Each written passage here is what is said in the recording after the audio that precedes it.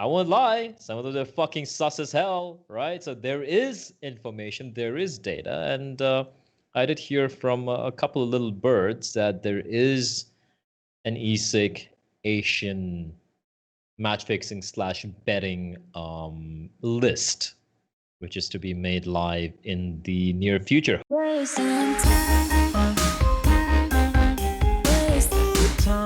is number 25, a magic number, special number. Nothing special about this episode, though, unfortunately. Although I am very interested in hearing what amazing, exciting, really awesome news there is tonight that comes out right after the episode that we want to talk about, because that's always what happens with Geographically challenges. We'll record an episode, and then straight away, some banger news just drops. ESIC Asian Counter-Strike ban. Yep. Yeah, that'll Two be it. players remain, BnTeT and Extremum. Yeah. But you laugh, but that's like literally what happened last week. We literally recorded this, and then I think it was the next day that those ESIC bans got announced. Anyway, that's beside the point. Obviously, we got Pili, we got Bleh, we got the usual crew. Probably going to be looking to get an interview or a guest or something next week. But this week, we felt like there was enough to talk about that you could just deal with the three of us. Anyways, let's jump into things here because we do have a fair bit to actually talk about. And obviously, the first topic is the one that Bleh is alluding to there. So the ESIC bans. Now, when I first heard about this, I was actually casting Extremesland. So Pilsky, I think you were doing that day with me. I don't know how easy it was for you to focus on that particular cast, but for me, it was a little bit of a difficult time. I really just couldn't really focus on the cast. I kept having to look at Twitter and see, what's going on.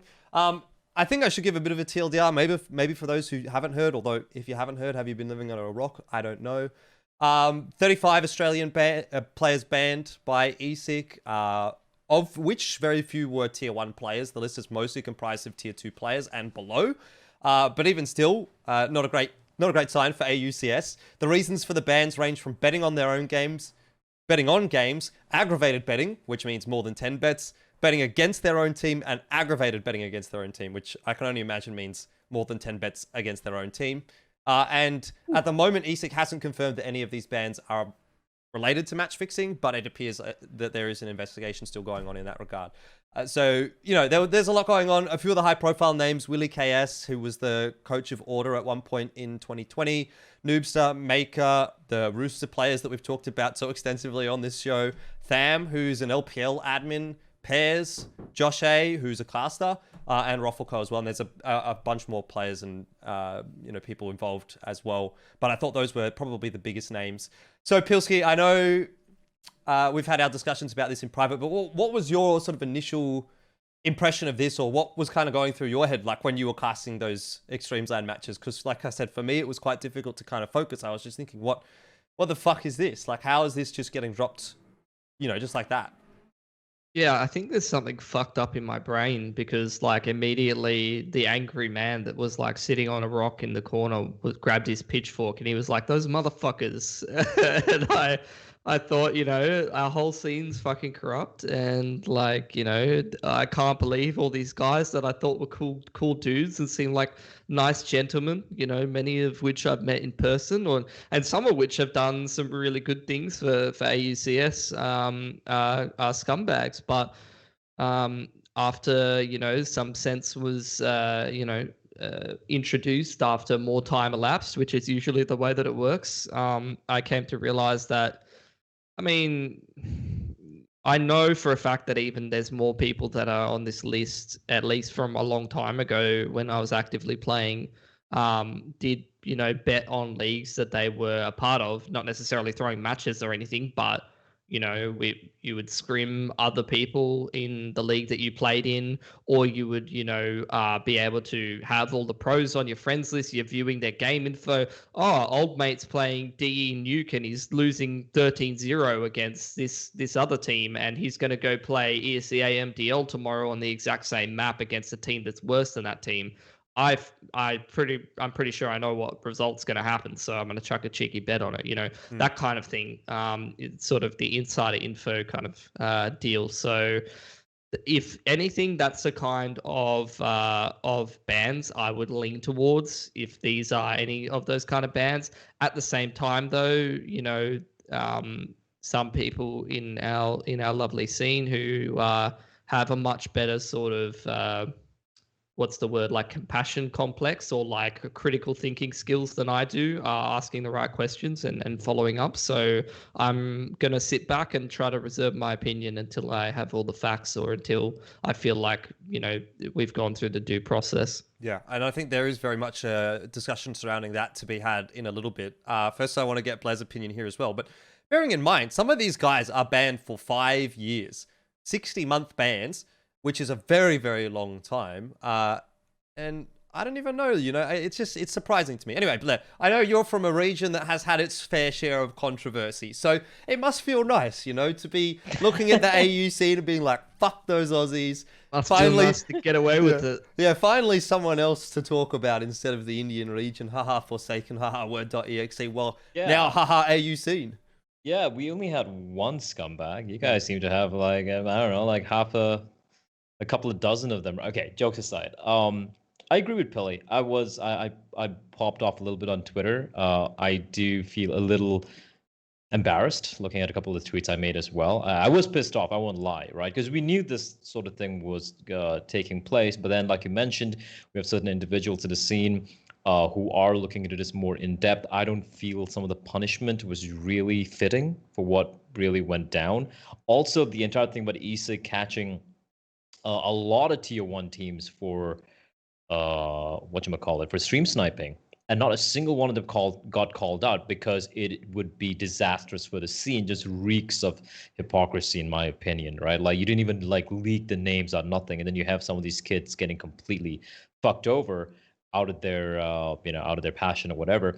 At the same time, look, here's the thing. When I started getting into CSGO a little bit more seriously, when I started playing a few tournaments, prior to that, I was like almost everyone else, I was betting a few skins here and there on CSGO Lounge, right? I was doing that. The small bets. I'm not a betting guy. I was putting in like, you know, $1 skins, $2, some leftover skins into it. And yeah, I used to lose all of it more or less. The moment I realized, hey, I want to take this a little bit more seriously, playing a few tournaments. I did play for the ESL1 Cologne qualifiers as well, the one where we had Team Wolf from India qualify. And that's a moment where I'm like, okay, I can't do this anymore. This is before there were any bans on betting. I'm like, there's just a plain conflict of interest. No one told me to. Like, it was kind of evident to me that this is something you can't do if you're going to be involved in any way possible professionally in a scene. Players, as a coach, as a manager, as a team organizer, as a team org, as a TO, as talent, doesn't fucking matter. If you're involved professionally, you can't bet because it gives you obviously a clear advantage over others. It's just a basic conflict of interest, right? So my first thing would be, you have to put the blame where it lies. Like, what the fuck are you guys doing to all the players who got banned for betting? Doesn't matter if it was in your own event or not. You just don't bet. Make your money off something else, anything else. Don't bet in a scene which you're a part of, because it just doesn't work that way. This should be common sense. So I have to tell them that. Like, there is no excuse for that. At the same time, not a fan of how ESIC approached it. The $500 for an appeal. Some of these guys don't have that money, man. Like, that's not fair at all. If they can't appeal, even though they might be innocent, just because they're not able to scrounge up $500, that's bullshit, right? So yeah, looking at it more rationally right now, I feel there are two sides to the story, but there are a couple of things which are pretty much, in my opinion, unchangeable. The fact that you should not have betted, that I feel is something no one can argue against. I think it's pretty short-sighted from those players that did bet, and to try and use it as to try and use the excuse of, oh, it's not in the rule set. You know, can you not just put a bit of common sense in here and think like, maybe this is a bit, you know, towing the line or going over the line even, and just sort of put 2 and 2 together there and just think, look, if I ever want to do anything in CSGO, maybe I shouldn't bet on these games. So I think that is a pretty weak defense. Anyway, the vast majority of these players have actually indicated that they think that the bans were either not correct or too harsh or whatever it may be. And there has also been some allusions to the fact that the HLTV rosters were the ones that were used as evidence, despite the fact that, as we would know, the HLTV rosters are not always correct. And even when, for example, the announcement went out on HLTV, in their article, they said something about Noobster player for Avant or something. And then I had the Avant manager reaching out to me saying, please, can you just get in contact with someone from HLTV who might be able to update this because Neuz isn't actually technically on our roster. He was just subbing in, which it turns out was that actually the case. He played like 2 tournaments for them. Obviously, they're not going to pick him up now. Maybe they were still intending to pick him up, but, you know, you've got to put 2 and 2 together again and sort of say, like, okay, well, he wasn't actually on the roster, then fair enough. You can't say that's Savant's player. So, mistakes happen, or, well, whether they're mistakes or whether they're just slow updates or whatever it is, maybe HLTV is not always correct, especially with the AU scene and the Asian scene. So to use that as hard evidence, I think is probably not quite doing the due diligence on the part of ESIC. Anyway, beside that point, I want to talk about what's been happening as far as the appeals process and, you know, further deeper into this discussion as well. I sort of had a bit of a quick chat with Michael Carmody this afternoon, and he is the one that's sort of reaching out to ESIC on behalf of the players. And at the moment, it seems like only a couple of notices have actually gone out to those players. So as far as I understand, what happened with the initial email was they all got the email basically when that announcement went live that they're all banned and this is how long they're banned for and blah, blah, blah, blah, blah. But it didn't actually say what they did or where the evidence was or whatever it might have been. So they couldn't really necessarily dispute it, because they didn't know what they were banned for. I mean, you knew what you were banned for, but you didn't know the specifics of it, so to speak. So what's happening now is they're in the process of gathering that evidence, and apparently they're in the process of sending that out to the players that were affected. But as of yet, only a few players have actually received this, what's called a notice of charge. And they're waiting on like another 20 plus notices of charge to be sent out to these players. And he also sort of said that of the notices that had been received, there sort of seemed to be a few errors based on the evidence, like specifically relating to the dates that the players were on said rosters or whatever. And the example given was basically like a player would play in a season of MDL, get kicked, or maybe it wasn't MDL, maybe it was ESEA, whatever, open or something. Doesn't matter. They played in a season of something. They then got kicked from said roster. Then the next season, they would bet on the whatever tournament it was that they played. And that then apparently counted as them betting against their own team or on the league that they were playing in, which wasn't necessarily the case because they had played the previous season, but they weren't playing this season. Again, it's obviously still a bit of a gray area, right? Even if you are a Counter-Strike pro, you probably shouldn't be betting on that regardless. But letter of the law, spirit of the law, 4-year ban, 5-year ban, I don't know. Yeah, especially when I was looking at like someone like Willie KS, who hasn't even been an active like pro player for like quite a while. You know, for a while he was like going pretty hard, you know, trying to actually make it into the upper echelons. But, you know, at least for the last little while, maybe he's bumping around in some teams that I'm not looking at. But at least for the last little while, as far as I know, he kind of took like a break or something, but somehow he's slapped with like a 60-month ban or something like that, which I thought was an interesting one. Either way, though, I mean, yeah. Overall, I'm keen to see the outcome of this investigation and see how you know, some of these notices, if they're overturned and stuff. I am sort of concerned though that you know, with a couple of tournaments coming up, that there's going to be some people missing from those tournaments because they won't be eligible to play. So I don't know whether there's going to be like a resolution for that, or whether they're going to be given anything. You know, there's just like, or whether it's going to be kind of a case of like, well, you missed out on this season of ESEA MDL and ANZ Champs and this other tournament. So guys, my bad. Yeah, that's another sort of discussion point, I suppose. I also wanted to point out that with these dates issues, I was told that there was a discrepancy of about 20 to 60 days. So the player might have bet 20 to 60 days after they had left the roster, but it still sort of was indicated that they were on the roster, and that may not necessarily have been the case. I think that is still that's pretty close, you know, like 20 to 60 days. Like that's less than a month in some instances. So again, there is like that gray area where I think the players are probably taking the mickey a little bit. Like you can't in good faith say like, oh, we were so far removed from the scene that we didn't have any inside information. If, yeah, you just left the roster, sure. But like, you're still kind of friends with these people, talking to these people, etc. I'm pretty sure, though, that if you did post a retirement thread on Twitter with a tweet longer, then you're probably exempt. You'll be safe. Yeah. So which everyone has done, and then they've just come back straight away. Even Kev. You've also seen a couple of guys with some very interesting language being used in some of their tweets as well. Well, that is a whole different discussion, by the way, Bleh. And I don't think that those are the guys that we're referring to that may have necessarily towed the line. I think those are the ones that have sprinted over the line and fucking gone off the deep end, basically. Absolute fucking scumbags, those people. Those guys I have no fucking love lost for. Like, fuck them. Yeah, I reckon you just get rid of them just because they're shit cunts, basically. Anyway, don't want to name any names. At the moment, it seems like it's a bit more of a wait-and-see kind of a situation. There's nothing really necessarily resolved. We've seen a few players that have retired. Rolfo is the main one, I think, that we've seen. And it's a disappointment, you know, because, like, in his case at least, he was a player in 2020 that everyone was getting excited about. Vertex was a roster that was really coming up, and he seemed to be a pretty integral part to that team. I think they've added Soju now, by the way, to Vertex, so we'll see how that goes for them. Hopefully they'll still sort of be able to get some stuff done. But yeah, you know, it's quite disappointing that whether it's true or not, I think you can kind of read between the lines there and say if he's retiring, he's kind of going out on his own terms. Maybe there is something to that ban. Again, I don't want to say that that is necessarily the case or not. And of course, if that is not the case, I apologize, Rolfo, but that's my impression of it. But what I have heard is that basically everyone on that list did definitely bet on games in some way, shape, or form. So the level 1 sanction, which I believe was 12 months, there is no dispute about that. The dispute really at this point is about whether or not it's 12 months, whether it's 24 months, all the way up to 60 months. Now, obviously, I can't say, I don't have any evidence. I haven't seen any evidence or anything like that either way, but they did bet on the games. And at the end of the day, I think that that is dumb. You know, it's dumb, basically. If it was 5 years ago, okay, I'd probably give you some leeway. But if it's after that blog announcement from Valve, which basically said anyone involved in CS should not be betting on games. I mean, how many times have we said it on Geographically Challenged, right?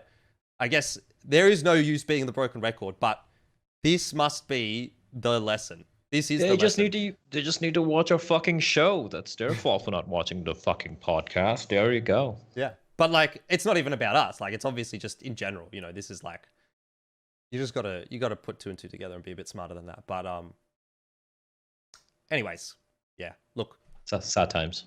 I don't really know what more to say about it. I think it is going to hurt the AU scene in the short term. I think in the long term, it's probably not going to be a big deal.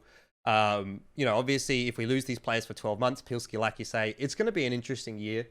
And interesting in a negative sense, because when you think about it, like what we'll talk about in a moment is Renegades potentially going to Europe. That's one of the rumors that's going around at the moment. So let's say we lose Renegades. Chiefs have just lost Vexite, so who knows what's happening with them. Avant has half a roster. Order's looking good. And then Tier 2 CS is basically boom. Like, Rooster's gone. Vertex have just had roster changes.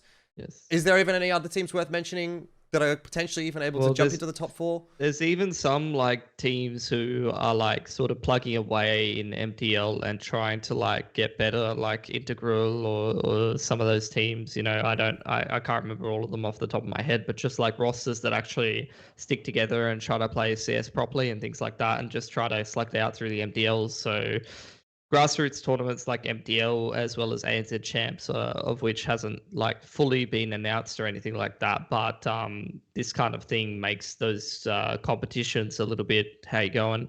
So yeah, short term, it's going to be a bit skew-if. However, at least making up 5% of it is there's been some great memes short term. My personal favorite was definitely the pro players snipe in a 250k tournament, but A and Z guys bet on the matches. 5-year ban. See you later. Wow. Hello.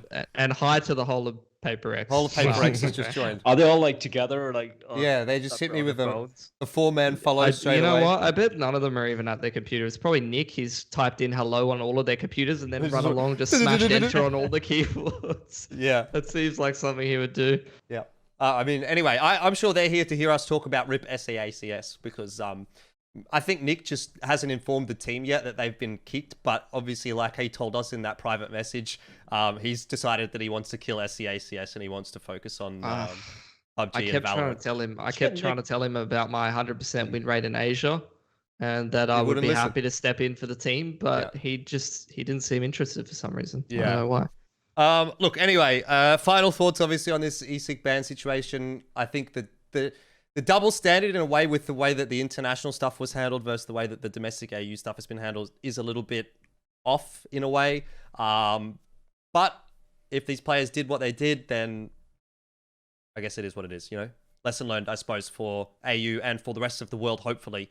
Hopefully this is not the canary in the coal mine, so to speak, and hopefully this is really just a one-off and we won't see it around in Asia, for example. But look, I wouldn't hold my breath if that were the case. Anyway, let's move on to some perhaps greener pastures and Renegades.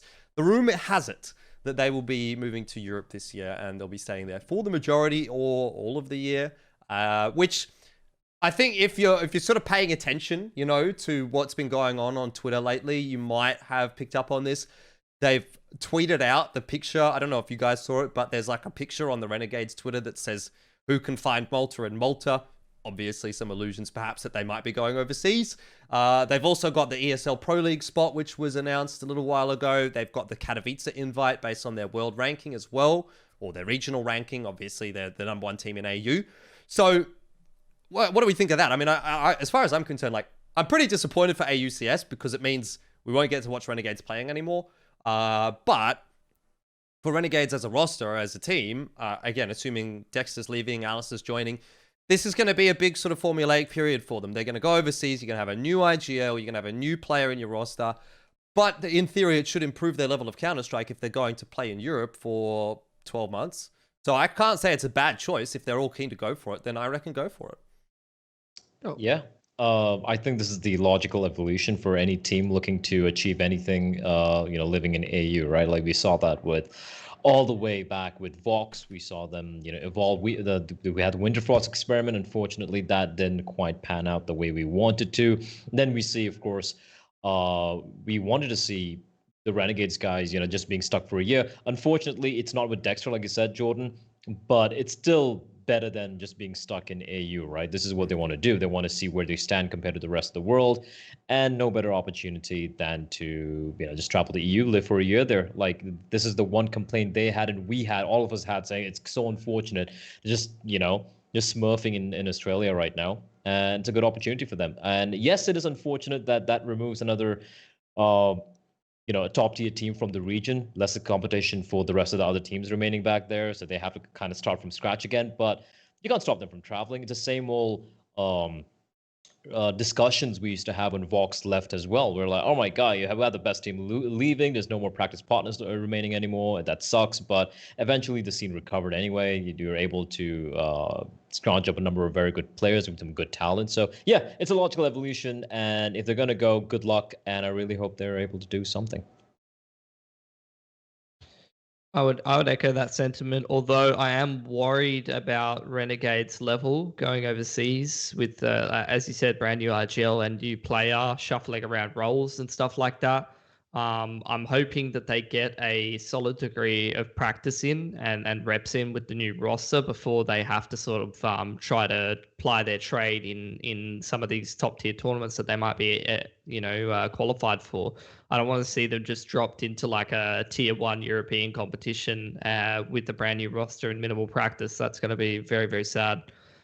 So look, I'm keen to see how they formulate the new team and things like that. But it goes without saying that losing Dexter is going to change this team quite substantially in terms of the quality of the team and the roles. And I feel like it's going to take a little bit of a period to sort of change up how the team performs. I think it's going to be a lot more inconsistency, if you ask me.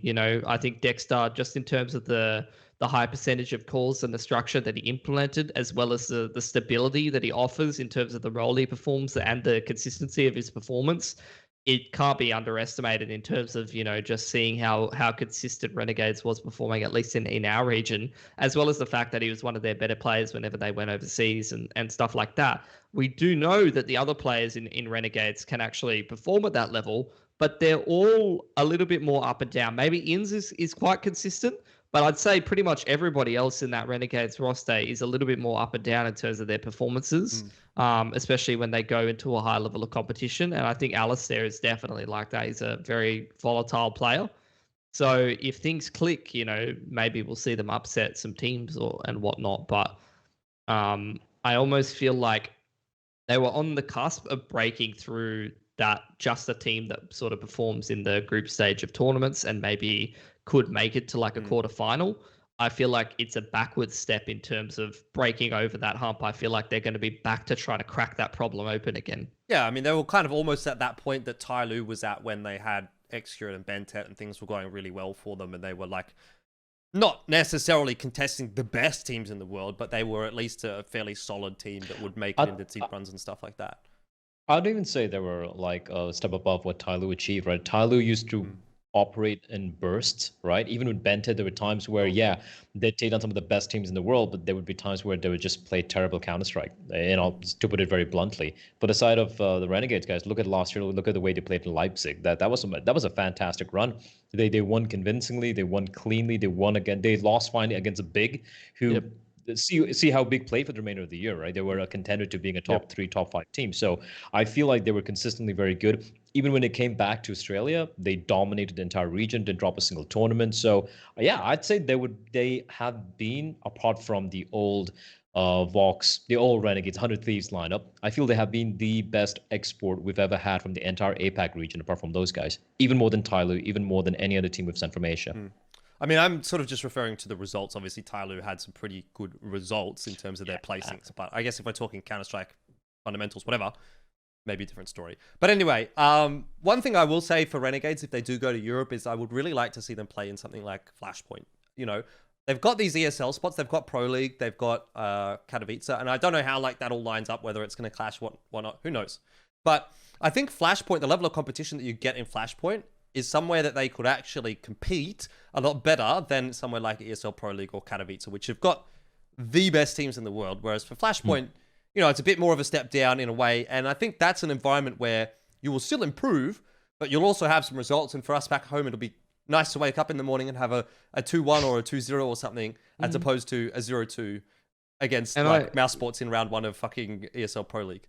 It's also wishful thinking, but I almost kind of wish they would do that as well, because Flashpoint is a team that everyone knows has quite a substantial prize pool. So it's not cheap to have an Australian team overseas. It costs a lot of money to sort of fund that. So being able to get yourself into the Flashpoint League and being able to sort of win some decent prize money, it might help out with all of that. At the same time, though, that all depends on the circumstances of how they're able to make it into that Flashpoint League. If the org has to pay for a spot or something like that, then maybe it's not going to be that simple. But I do know that there's some teams in there that can sort of qualify and things like that. So depends, I suppose. Yeah. Also, the good thing is, if you look at the tournaments in EU, look at a Home Sweet Home Cup happening right now, Snow Sweet Snow Cup happening right now, where we're seeing teams like Extremum have their debut, so to speak, right? We're seeing Ents with his new line of play over there. So even if you take away Flashpoint,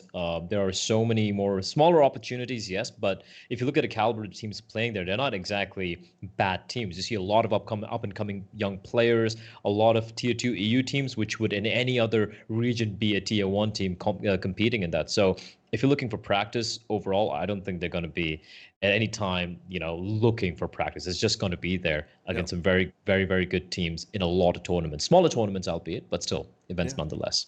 We've seen the kinds of opportunities that you can get when you're overseas in Europe. Even like as a caster, I look at some of the stuff that the tier 2 EU casters are casting. I'm like, fuck me. Where's all of this in Asia and ANZ? It's like a tournament every week. There's just something else going on somewhere. Every day, dude. Yeah, it's crazy. It's crazy. Anyways, bit of an aside, but the ESL Pro League graphic that was, part of this announcement that we're talking about, it had Renegades as the ANZ representative due to world rankings, but it doesn't actually have a representative for Asia. It's got a question mark. So I did a little bit of digging here, and I think it's because Vici and Tyloo both sitting on 17 points in the world ranking or the ESL ranking. So I'm not sure how that's going to be sorted out. Either that, my tinfoil hat wants to say Kaze versus Danking 1v1 op_India. Let's go. I think Danking probably would win a AWP 1v1. I think Danking would win a 1v1. Right. Whether or not he's a better AWPer though. Kaze's like, hey, Advent flash for me. Advent's like, it's a 1v1, you idiot. Yeah. But the cynic in me almost thinks like Vici got the invite or whatever because of some of the recent results they've had, and then there's something wrong with their visas again. That's my tinfoil theory. They might be waiting for visas again. That's Why my I've said tinfoil this- theory. Yeah. But wait, who doesn't have a visa? The Kaze has a visa. No. I think it was Jamyoung because like Oh yeah. Jamyoung was the most recent addition to the roster when they didn't get to go to Pro Get the League visa. Season 12. That was a year ago. Yeah, 1 year ago. So I don't know whether, I mean, obviously that's just speculation. I don't know whether that is the case or not. But I think all of the other ones have gone internationally quite a number of times. So they shouldn't be a problem. So I think maybe it might have been Jamyoung because he had never gone internationally for CS. But I just want to see Vici go over just because we've seen. Look, don't get me wrong, Tyloo are very good, and probably you could make a case that they deserve the spot more, just consistency over the year and things like that. But I want to see both. I want to see both as well. That's what I said as a joke, like send both. But that's obviously never going to happen. I think. Look, when I've seen Tyloo go overseas, I would exactly like you brought up before, Blair. You know, it's up and down. Tyloo is crazy in terms of their results and their consistency. There's just no level of consistency there. But whenever I've seen Vici go overseas, I just always think about that. Like, was it the Katowice run where they're actually able to make it through multiple stages and barely missed out on the top 8, going 2-3, and then barely losing a last chance qualifier against North or something like that. And I always just think to myself, like, that's, a team that performed relatively well overseas. And even though they've had other opportunities they've qualified for, they've missed out on going. So I almost just feel like the law of averages and how much hard work Vici Gaming has put in. I just would like to see it more. I just want to see what they can do. I want to see them give it a crack again. If it doesn't work out, then send Tyloo over again, and we'll see what they can do with this new roster. But the way I think about it is like players like Advent and Kaze aren't getting any younger, and they're spending most of their hard work and their prime into the CS, just sort of slumming it away in this region without being able to show what they can do on a world stage. Not to mention Jamyoung. I just can't wait for like some of the European players to be like, who the fuck is this cunt? He's just absolutely banging me. Did you see Kev's tweet the other day where I think Jamyoung's account, his Steam account, got like hacked or something, and Kaze put out a tweet like, "This is Jamyoung's real account," and Karath retweeted it with like, "OMG, Jamyoung's account looks like the kind of account that you see at 3 a.m. in the morning on the other team that's 40 bombing, and you look it up and it's some Chinese guy like fucking doming you." I thought it was hilarious. It's just like, it is true. So true. I have a more sinister reason for wanting Vici to travel. While Pilsky's being a little bit more nice as usual, as he is. Mine's more like, look, they're not really gonna, I don't really see them really achieving much because, like I said, I still stand by the fact that their firepower inconsistency is still a problem. Sure, they do have the mine in the form of Advent. They have Kaze and Jamyoung, absolute beasts. I still feel like Zoking and Almond, like the role, it's kind of still off for me. I'm still not, even though they won the last 3 events, I'm still going to be like, a change would make them much more better and much more future proof. You know what I mean? So I want them to go. So when they come back, Advent's going to be like, all right, guys, it was a good ride, but I'm now going to be coaching. Get someone else in and finally make. We're gonna have this discussion again. Hard on. Well, like I have no source for it, but I swear to God, there was somewhere I was reading last year that it was like at the end of 2020, Advent is going to retire and he's going to not be playing actively or something like that. And I can't remember what the source for that was, but I mean, I almost feel like he's cucked himself because they just performed so well towards the end of the year. He's like, I got one more year, boys. I got one more run. He actually performed as well, like individually, that was the thing. He was fucking entry fragging like a god in some of those games. I love how much you're hyping him up, where he's like playing okay. He's like getting it. Like Advent gets a 2K and Jordan's like, oh my god, he's got a 2K. Because Advent's in a 1v3 clutch and actually wins it, and Jordan's like, oh my fucking god, and then tanking like 5Ks, and he's like, yep, just another danking round. Yep. That's literally it though. Like I get more excited for Advent getting a 2K because I'm like, this is never happening. Anytime I see Advent in a clutch 1v2, I'm like, there's no way he clutches this, and then he does. I'm like, fucking pog. At one point, it's so DM as a caster because I do the same fucking thing as well. I like go fucking ham when Advent gets like a 2K, even a 1K, and I'm like, I'm really being an asshole here. Anyway, it's facts. It's real fucking facts. We love Advent. Advent knows it. I don't think he watches this podcast, but we love. I don't think he does that. Yeah, I've got a feeling he might not. Anyway, look, we're going over because we're going on tangents. Much as I enjoy shitting on Vici and Chinese CS and whatever, let's get back onto the topic here. Let's talk about Order and their edition of Vexite. We sort of theorized as to what their change might be on the last broadcast. Pilsky, maybe this is one for you. I don't know how much Bleh has to really say on this one, but what does it mean for Order? What does it mean for Chiefs more so? How do you reckon this plays out? I mean, I'm sure Blair's seen a little bit of him in some of those Perfect World tournaments, so he could probably have a chat about him as well. As for me, he's good. You know, I don't know. I feel like we always have a different perspective as talent and as casters than the players do. You know, we talk to players all the time about Vexite, and they're like, this guy is actually like one of the better players in Australia, and he's really coming up, and he's going to be something. And they're all playing FPL with him and stuff like that. And he's Order's first choice over maybe trying to take someone from Avant or something like that, which is an interesting one for me, or even over someone like Apoc Dud perhaps. As for me, I think he's fine. I think he's a good player. I haven't really gotten to that hype level about him yet, just simply because from an outside perspective, I watch him and I'm like, yeah, he's okay. Like he does his role. He multi-frags from time to time. He can clutch. He has a good grasp of the fundamentals. He's just not a player that super blows me away. So replacing, someone like Alistair, who's like one of the best players in the region.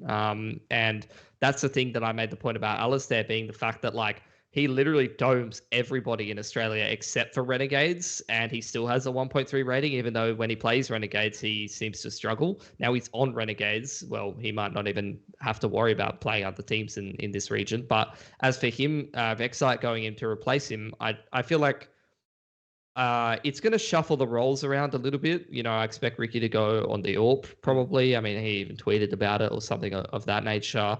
So when I think of it, like, you've got a good rifling core of Valiance and Vexite and Gyra, and then you've got Usilo as well. Like, it doesn't seem like there's a weak link in the Order team for me, really. I think it's just a very solid roster. It might be the best team in Australia if Renegades, heads off to Europe. At the same time, though, I don't know, it doesn't blow me away yet. Maybe something will click and they'll hit another level. Maybe he'll play a whole lot better on this roster. But, I mean, I just feel like Order's good. It's just good. Okay. What I will say for Vexite, and I suppose to his defense, and I agree with you, like, when he played on Chiefs, I was kind of like, cool, like, okay. Like, it wasn't bad. I wasn't like, I wasn't like, let's get rid of him. He's overhyped, whatever. But I wasn't also like, wow, this guy's like the next Inns, the next Liazz, the next fucking Dexter, whatever.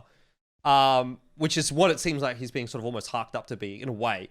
But yeah, in his defense in that respect, I think it is quite hard to come into that Chiefs roster and really do a whole lot. After the year that they had, it was like 6 months of him being in the roster, but not really being able to play. And then he comes in, they play a couple of tournaments, and then it's the end of the year, and so whatever. It's like, I don't really think he got a good run there, So I think for me, I'm happy to like sort of see this as a clean slate going into Order. This is like a reset.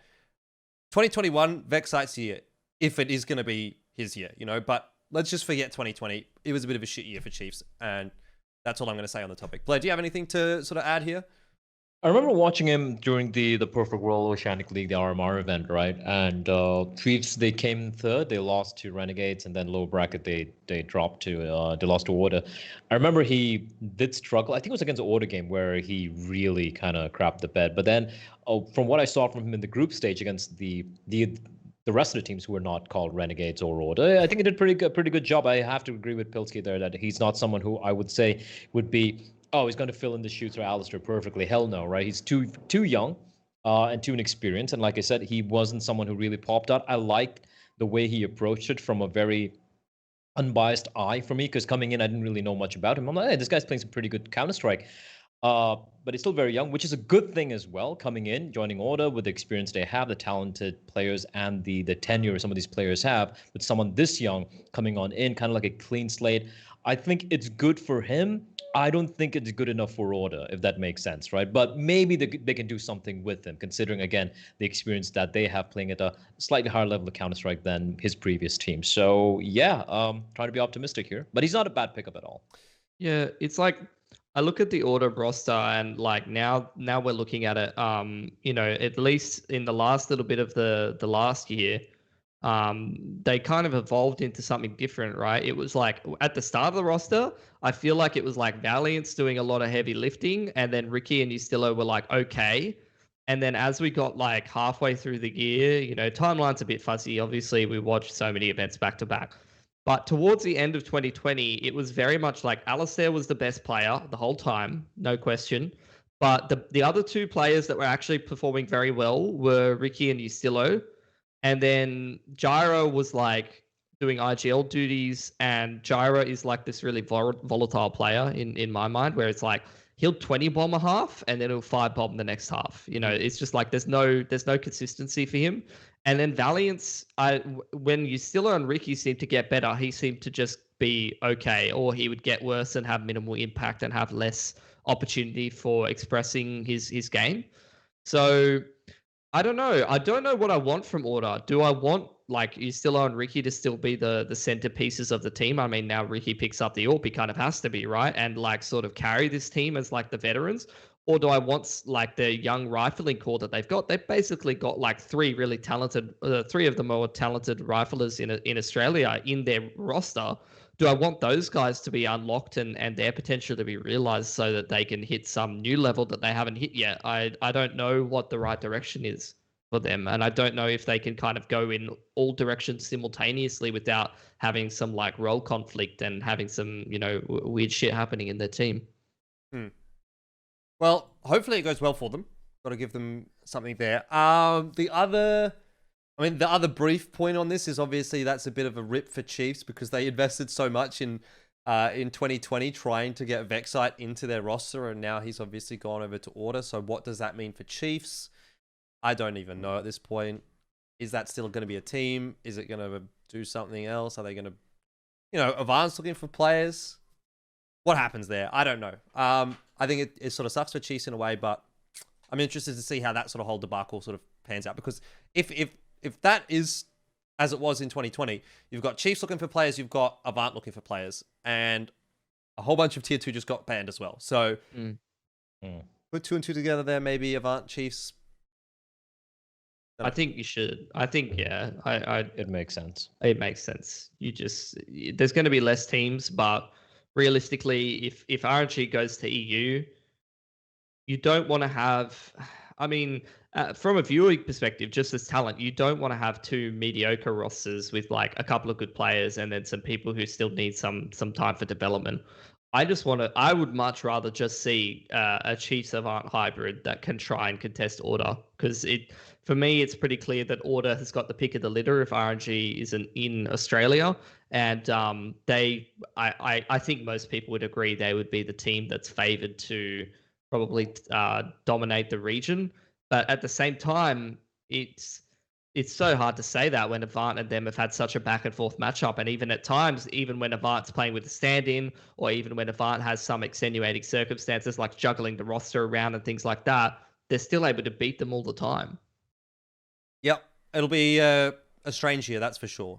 But anyway, I hope it goes well. Obviously, we've got to watch ANZ Champs and all the other stuff. So I'm hoping that we're going to get some good teams in the top 4 at least. The other roster change that we have yet to talk about is Neuz being added back to Tiger. Now, he was on Tiger. Am I correct in that? I don't even know who's on Tiger right now at this point anymore. You should. It's a damn good roster. I feel like if you knew, you would be happy. You told me about it. Yeah, it's like a Dobu, Cabal, 9, Rate, and Neuz. And Neuz. Okay. So, first off, my first impression here was like, that's got to be a feels bad man for Coolest. You know, he kind of came out of nowhere, got picked up into the best Mongolian team.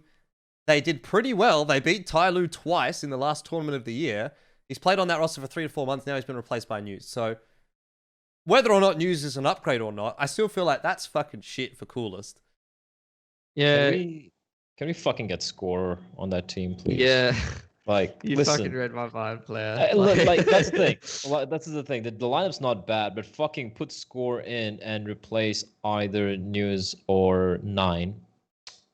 That's some proper hard-on material right there. That would be fucking sick. If we can throw in Annihilation and he stops whiffing a couple of easy shots, boom. That's a team who I can start to really get behind.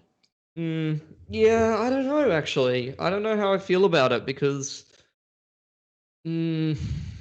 I feel like this Tiger roster is very good, actually. And don't get me wrong, I'm like #1 score fan. I think he actually is like a top player in Asia who isn't even on a top team in Asia. Like he's literally one of the best players in Asia. You put him up against anybody, he's like go toe to toe, with Jam Young or anyone really. And he's not even playing on a good team. I think this is a really sick roster, actually. Don't get me wrong, like Coolass was all right. And yeah, it is a bit of a feels bad for him, but at the same time, like, he didn't really like drop 30s every game or anything like that. It's not like he was doing anything incredible. And at the same time, there's a role conflict because he was an AWPer and they had to juggle the AWP around a little bit, which seemed to be going okay for them. Also, it's worth mentioning that tournament, it was a bit of a case of, is Tiger really this good, or is Tyler shitting the bed really hard this tournament towards the end of the year? Because they were like, you have to be honest about it. I feel like our conversations they're just like circular. We're back to that point in the year. Like this is basically when Road to Rio. It's like another month and then Road to Rio, and that was where we were like, is Tiger really this good, or did Tyler just shit the bed? And then we got the answer. And then they won Weibo Cup, and we were like, wow. Tiger's really good. So that's going to happen. And now, like 2 months from now, right, we're going to be doing Geographically Challenge episode 30. We're going to be like, man, that Tiger roster, they were really onto something at the start of the year, but what the fuck happened? So we'll see how we go. All right. I'm getting off track though. So Neuz, like coming into the roster, just 1-for-1 for Coolass, actually fucking sick change. Because Neuz is like that player in Mongolia where it's like, I have my eyes, like same thing with Bleh. I have like my eyes glued to like D13. I'm like, look how good these guys are. And then meanwhile, Neuz is playing for like the 3rd or the 4th best team in Mongolia, dropping like 20 bombs in the half and like multi-fragging really like a motherfucker, like carrying like some team that is like barely struggling to do anything, barely struggling to get into the competitions. So it's like he's had to go hard carry mode. I hope he brings that level of form into Tiger. And they will have like an insane team. Like just the names on paper, like Ray is a really good role player. You got Dobu on the IGL and just like lurking around making plays. Nine was like a player I wasn't excited about until I saw him play more and more, where it's like him and Annihilation are like the two opposite ends of the AWPing scale in Mongolia. Annihilation's fucking crazy, just flicks everything, misses the easy ones. Nine's like the opposite. Nine's like will sit there on the same angle for like 45 seconds and click on you and just wait. I actually prefer that. So I'm still like I'm just putting in Annihilation because he excites me, but I'm not saying he's necessarily going to be a better fit or an improvement in any of the players. But score, man, like come on, Pilsy, stop being rational about this. Yeah, I would like to see score on the team. I don't know who you would take out for him though. It's like quite a hard one. Advent. I would probably say Cabal, to be honest, because Cabal is like a little bit inconsistent for my taste, but at the same time, it's like also hard carried there. Yeah, dude. He like that's another player where it's just like, hey, I'm gonna drop 30 this game, and I'm gonna 1v4 like every round, and it's like, why did I think you were shit? I'd take out Cabal as well. It's a hard call to make that one. He does have some sick tats though. He does. Also, I don't know. Toss it between 9 and Annihilation. I wish Annihilation grew up a little bit in game. You know what I mean? Like if he stopped going for those whack plays at times, I feel he would definitely be an improvement over 9. But right now, I'd rather go for something a little bit more consistent. So, all right. Yeah. Well, at this point, I kind of feel like, in that Star Wars meme, we are Senator Palpatine and Tiger is young Anakin Skywalker, and we are saying, we will watch your career with great interest, young one. So let's see what Tiger can do in 2021. On to the next piece of news. Huat Zai departing CS, ? Clickbait. I needed something clickbait for this episode. They tweeted earlier this week, thank you CSGO, it has been a blast. Now, if you were someone who is pessimistically minded, you might think they're leaving Counter-Strike, obviously. And then Impression tweeted like an hour later saying rip SEA CSGO. So put those together. I know I've said put 2 and 2 together a lot. I feel like I've been doing a lot of maths on this this show today. But apparently, based on that, you would think Huat Zai is leaving CS and maybe moving to Valorant or something. Anyway, I did a bit of digging. Again, bit of investigative journalism, for Geographically challenged. AKA, I messaged AKA just Splashkey. DM'd his mates on Twitter. I DM'd Splashkey. I said, yo, what does your tweet mean? And he goes, it's a troll, Jordan.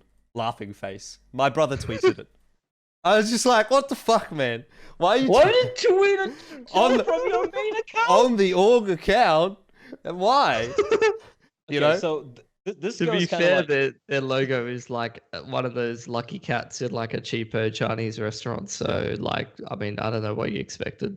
Listen, here's the thing, right? Like for me, it's two things. Firstly, they just literally got Moxie on board. Yeah. Good old Moxie, great guy. After what, like 8 days later, they're like, goodbye CS:GO. Number one, all right. Number two, I didn't even know Huat Zai was an org. I really thought it's one of those teams you just like put on a logo, put on a Well, name. It's I like mean, I'm not sure. I just learned it was Laser-eyed, an org. So Laser Angry Zebra. What's that? Lazy Angry Laze. Zebra. No, it's long, amazing zebra ears. Laze. Long amazing zebra years. There we go. See, Like that's I what I thought it was reckon they something should be like called. that. I didn't know they were a real org, but then I see this tweet, and then now I find out that Splashy's brother Speeds was tweeting it out, and I'm just confused about this team. Listen, fuck all that noise. Just win something, guys. Just win something. Yeah, but just Moxie's play a good ad. Moxie is a very good ad. I feel he's going to bring a lot of experience overall to the team, and I think that's something they've been struggling with when it comes. I know they have Splashy and whatnot, but Moxie, being generally an older gentleman, might actually help kind of improve their maturity in game, and they could be a potential challenge for Paper Rex is right now winning everything because there's no one to play against. I mean, nothing against yeah, them, you're seeing Paper Rex benefit from that exact same thing, adding BnTeT and Tommy in there. Like, especially even from watching the last Extremes land, I was like, wow, this Paper Rex team, it's going to be like BnTeT like carrying, it's going to be Devi carrying, and then like in the grand final against Sigma, who are actually playing pretty good CS at the moment. It was like Mindfreak and Tommy were like top fragging, and then Forsaken was playing pretty well, and then BnTeT and Devi just like kind of had their feet up. And I was like watching Tommy and Mindfreak like play really good. So it's like if your role players are in good form, and then all the boys are playing well, then it seems to be going well. And they were on the same page, and their game plan was good. So I hope that Huat Zai, after them, kind of, it seemed like last year their approach was kind of just like, haha, yeah, whatever. We're like, we have military service team or some shit. Maybe they can be like semi-serious. Like maybe they'll have a couple of strats. Frog with Danish O says, hey, in all fairness, the cat in their old logo, now it's just a red rectangle with the H on it. So they've updated their logo. I prefer the cat.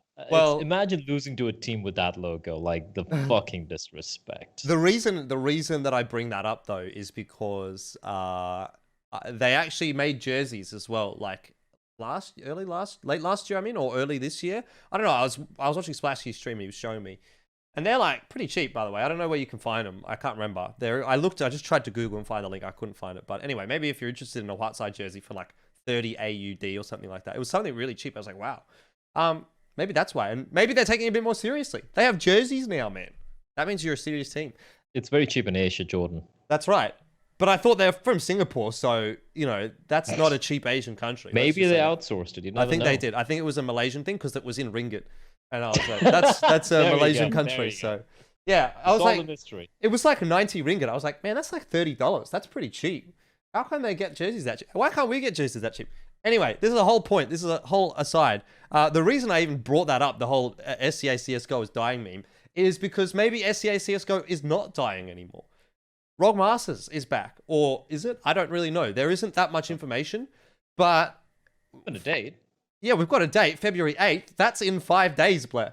I haven't heard anything, but that's in 5 days. So tournament you assumed was dead announces event 5 days in advance. Let's go. It isn't even announced, I don't think. I haven't seen any tweets about it, but I've seen their website, which has the date on it. So am I just being giga trolled by someone, or is ROG Masters actually back?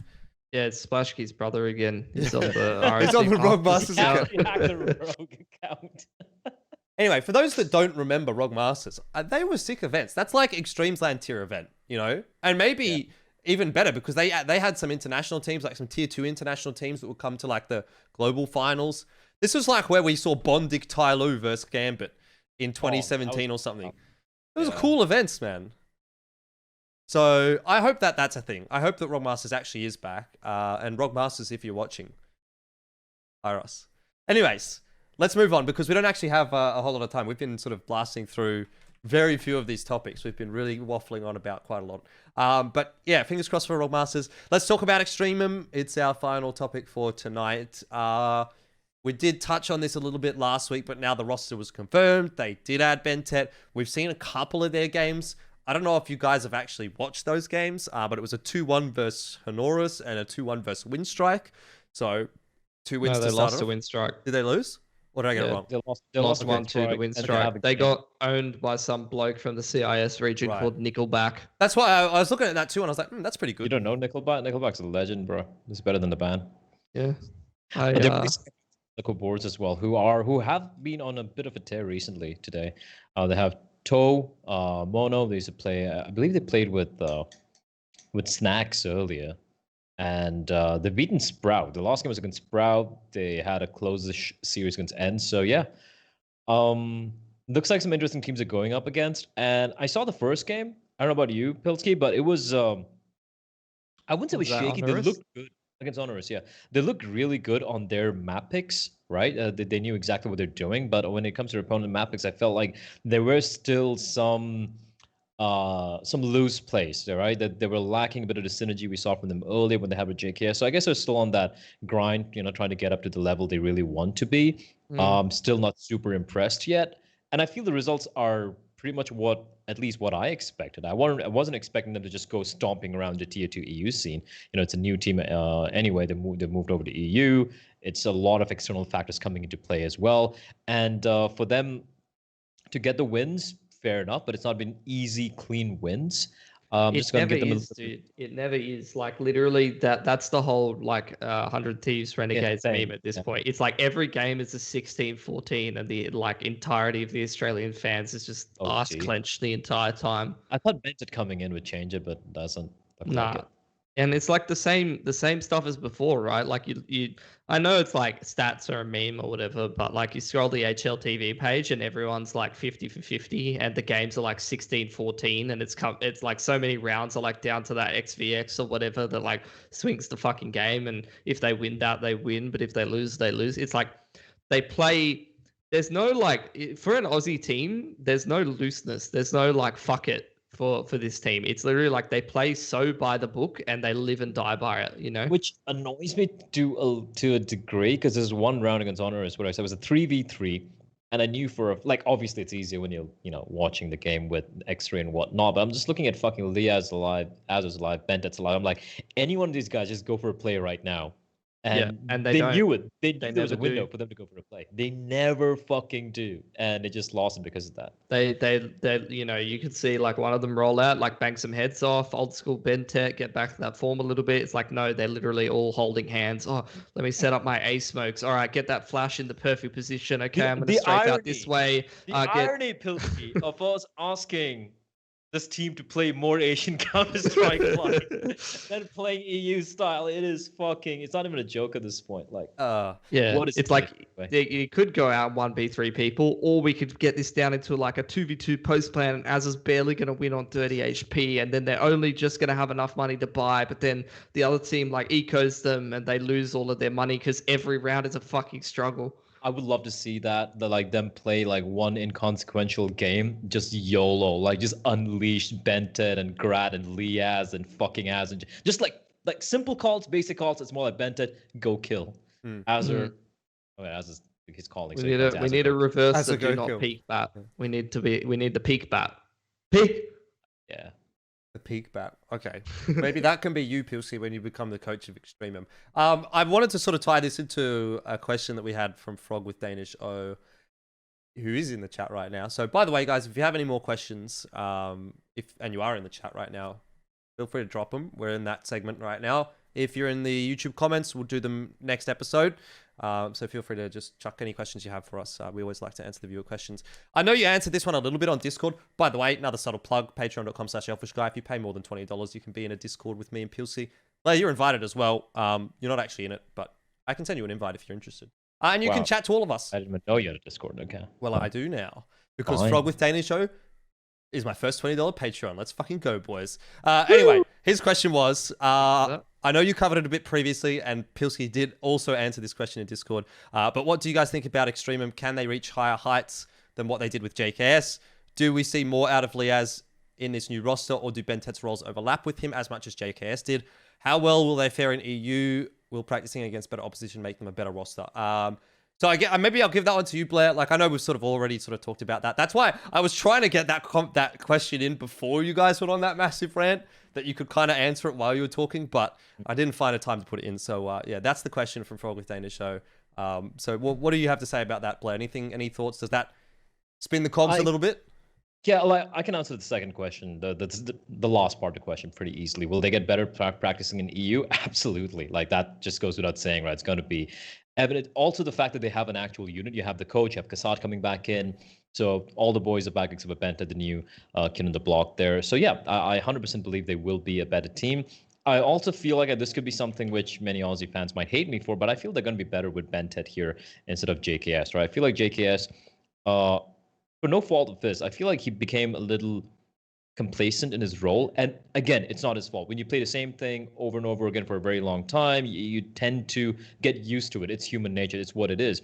And you can see him right now in the complexity side, looking a little shaky. I'm sure he's going to be waking up eventually. So I feel with BnTeT, with fresh blood injection coming in, especially with someone like BnTeT, I feel it's going to make things a little bit more interesting. Already can see some few good signs from the team right now. They are still on that upward trajectory. It's going to take a while for them to, I feel, get to the level they were at, let's say, a few months ago, like early, like first quarter last year, for example. But I feel they're going to be getting there eventually. So yeah, just to make it quick and easy, I am gonna have to say that I feel like this team's going to be better than they were earlier. 100 Thieves. I felt like as a unit they got a little too stagnant, and this is the kick up their asses they all needed and they all wanted as well. And I want to see Liazz play more. I've only seen the 2 games so far. I want to see how he's going to be playing with a little bit more comfort given when it comes to his role, so to speak, with JKS no longer in the picture. But I still haven't seen enough to kind of figure out how the roles are really going to overlap between Liazz and BnTeT and, the remnants of what JKS did for the team. So that I'm just going to wait for a bit. Okay.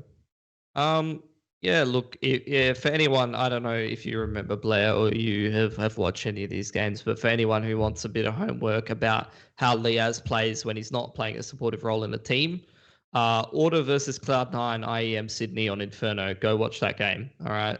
Just don't watch the OT. That is peak Liazz. Literally, he's the B anchor on Inferno, and who, usually is a player where it's like, oh, okay, he's going to play retake on the site, or he's going to go like 1-for-1.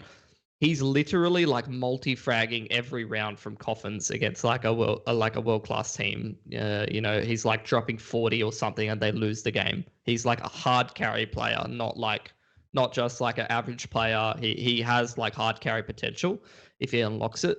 To answer the question though, I'm not excited for the roster, to be honest. I feel like it's the same thing again, if you ask me. And the only reason why it would work out differently this time is exactly what people have alluded to before. It's environmental factors and it's attitudinal factors. It's, the players on 100 Thieves have gone and evaluated their other options and realized maybe that the grass is not greener on the other side. And even, for the likes of Jacob, for example, even gone and played for another team and realized it's not all it's cracked up to be compared to what he had before. And obviously something that, they were saying on HLTV confirmed, and a lot of people are saying, is that when you did have peak 100 Thieves or peak Renegades, when they performed so well in the major, they were boot camping and practicing in Europe. Whereas when they seem to really lapse in terms of their form and struggle, it's being, stuck in NA and playing against that competition. So maybe they can recapture some of that. And that's where the attitudinal and environmental factors, the 2 ends of the equation, are there. But I'm I just feel like it's a whatever kind of situation. I feel like they're going to be about as good as they were before. And as I went on with my ramble before, that's my issue with 100 Thieves is that like I am like a color commentator. I freaking love when teams play proper CS. 100 Thieves is a team where they play so much by the book that I feel like it holds them back at times, and they could do with a little bit more of that kind of fuck you energy and playmaking a little bit. Because they're always going to live and die by the book, by the textbook CS, and sometimes that can actually work against you. Like I said, in some of these close games where it's like you need to win that XVX and you just don't get the clutch because you're playing against some of the better players in the world, or like when every round is close in CS, man. Like when you're playing the trades nonstop, when you're relying on the utility and you're relying on so much sort of like really standard sort of play and counter stratting and things like that. Sometimes games can just be a fucking giant struggle and every game is a slug, and sometimes you just don't get that momentum that you need, or you don't get that star power that you need out of a lot of these heavy hitters that we see in Europe. So that's sort of my concern. Like I said, to answer the question with a one sentence, they'll be about as good as they were before, and they might be worse. Yeah, I want to hold my excitement back a little bit here, and my opinion in general on the roster is I think that pound for pound, JKS is a better player than BnTeT. I think he's got more of an X factor than BnTeT does, or at least from what we've seen from BnTeT internationally in the last year and a half, 2 years. So in my mind, I don't think they'll necessarily be a better team without JKS and with BnTeT. It's the question mark of how much they can get done in Europe and how those roles conflict, or whether or not they do or not conflict, that they may make them a better team. But I just think, as far as an upgrade or a downgrade is concerned, in my mind, it's a little bit of a downgrade. Not a massive one, but I think it's a little bit of a downgrade. A sidestep, most likely. Okay. Anyways, we've got one more question, again, from Frøg Question show. It's the last question of the show, so we'll close it with this one. Would ESIC ever dare to investigate the Asian scene? Now, is it a question of would they dare, or is it more of a question of can they even possibly investigate the Asian scene? I don't think you could. The record keeping is so abhorrent within the Asian scene that if it wasn't for Liquipedia, the Asian scene would be lost to the ether. There is no record keeping. You can't find results of tournaments. You can't find shit. And let's not even get down the rabbit hole that is like Chinese betting sites or Russian betting sites or whatever it may be. I don't think they're going to help you at all. I think you're fucked. So I don't think it's a case of dare. I think it's just you can't. There is no possible way. I think there is enough data. I agree with you. Don't get me wrong. I completely agree with you. It's almost impossible to keep track of all the events taking place. But even the ones which have been tracked, some of the bigger ones, some of the qualifiers, some of the IEMs, the ESL ones, the Pro Leagues, the DreamHacks, the PGLs, you name it, over the past 5 or 6 years, most of them, remember again, HLTV used to cover these games. HLTV used to cover these teams, right? So it was until the entire clusterfuck happened where one of the HLTV, I think like one of the side employees, whatever, the one based in China, he was doing a lot of fuckery, which is why HLTV was like, you know what, fuck this. We're not going to cover Asian games anymore. But prior to that, there was a lot of information, a lot of games, which I won't lie, some of them are fucking sus as hell, right? So there is information, there is data. And I did hear from a couple of little birds that there is an ESIC Asian matchfixing / betting list, which is to be made live in the near future. Hopefully not tonight or tomorrow, just as soon as the fucking episode comes out. More for us to talk about. Before, you know what would be amazing? Like if it comes out 12 hours before we're supposed to go live for the next event, for the next episode. I mean, look, I don't want it to happen, but if it's gonna happen, that's when I want it to happen. So I agree with you. But I kind of want it to happen. You know what? Fuck these scumbags. True. I mean, I guess. Done. Fuck them. Well, the implication was that I would rather it just didn't exist as a whole concept, if that makes sense. Oh yeah, true. But people are gonna be assholes. Is what Jordan. it is. Can I bring up the discussion we had on that episode where we were talking about Invictus and Global, that match? Like that, as far as I know, is still like the bets are still not paid out for that game. Really? Yeah, okay. I can't remember where I got that information from. I think someone commented on one of my YouTube videos about a month ago. I mean, it might be changed now, but like it was about a month ago. Someone said like they still hadn't been paid out for that game. So This is the Entity. It was not global. It was Invictus versus Entity, I think. the it was Inferno global. game. It It was was global. global? It was global. Oh, it was Inferno game, right? Yeah, the Inferno Yes. game. Yeah. Yeah. That was sus as fuck. Yes. I don't know. I don't want to call out names because, you know, again, it's not our place to really do that. But at the same time, it's just, there are moments, man. You watch Counter-Strike long enough, you know, you just kind of look at certain things, certain games, you're like, this is fucking whack as hell. And that game is one of them. So yeah, It definitely was. it For really anyone that like wants a quick like gimme in terms of trying to find that, it was global against Invictus, and you want to be watching Invictus's T side against some of the gun rounds when they're playing, when global gets enough money for double AWPs, and just watch the way that they play. Like, you know, it doesn't take a genius to know when you play against double AWPs, even when you're not on T side Inferno, you want to throw grenades at them. You know, you want to throw Molotovs to top a banana. You want to throw flashbangs onto angles where the AWPs will be.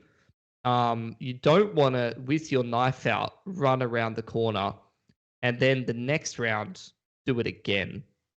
And then the next round do it again and just be like, oops, I forgot to flashbang again. I got AWPed. Well, we lost our best map, which, by the way, we beat both Vici and Tyloo on 2 tournaments ago, like a couple of weeks ago. The 2 best teams in Asia on this exact map with a sick T side, but I've suddenly forgotten how to play. Oh, that's because they're facing against global esports, man. The pride of Indian Counter-Strike. Stop fucking dissing my country, dude. True. Fucking Yeah, you Australian. fucking My bad. gambling, betting, match-fixing cuck. Yeah, like you got 47 people banned. We got 1. Yeah. Fuck. Yeah, just one, and 1 Valorant player as well. That's about it. Fuck you. And you won the cricket, so basically we're just fucked. Anyway, that's the end of with the our episode. B team. With our fucking Yeah, I B know. team. That's even worse. Look, Ugh, to end the episode on a lighter note, I'll give a quick shout out to Snowball's new CSGO podcast. They're trying to contest us. Those motherfuckers. They don't Think understand. you can get on our turf, huh? They don't fucking understand the war that they've started. They even released their first episode just as we were going live with this episode. So I haven't watched it yet, but it's Shlibu and 2SBS, who are 2 guys from the Aussie scene. And you know, you should go and give them some support. I don't know. I haven't watched their episode. I don't know if it's good, but I'm going to watch it after this. They're talking about the ESIC stuff as well as some of the roster moves and a recap of mostly Australian Counter-Strike, I think, is what they're focusing on. So it's a bit different to us. But, you know, if you enjoy our show, maybe you'll enjoy their show. It's called Round Up. You can find it on Snowball Esports on Twitter. So that's that. And that's the end of the show for us as well. So, Pilski, what do you have to say for yourself to end this show? Please hire me so that I can eat. And yeah, I just started hosting for the first time some ESEA premieres. So come tune into NA and EU premiere every week with me. If you enjoy me attempting to host a show on 0 hours of sleep, similar to what Jordan did with ESL Pro League, it's a good time. It is a good time. Bleh. Still disappointed we haven't got any alcohol sponsor yet. So if you own a company that deals with any ethanol-based drinks, please do sponsor us. We'll take Listerine. We'll take anything at this point. Actually, yeah, anything. It could even be just fucking, I don't know. I don't want to talk about it, like prison booze or whatever. Also, hire us, you cunts, and of course ROG, hire us. You guys are not cunts, but you can hire us as well. Yes, you can. Anyway, if you are a business, please sponsor us or hire us. I haven't eaten in 5 days. Windex sponsor, MC says, I'd take a Windex sponsor. I need to clean my monitors. Anyways, subscribe on Patreon, subscribe on YouTube, follow on Twitch, follow on Twitter, follow all of us. Thank you very much for watching. We'll see you for episode number 26.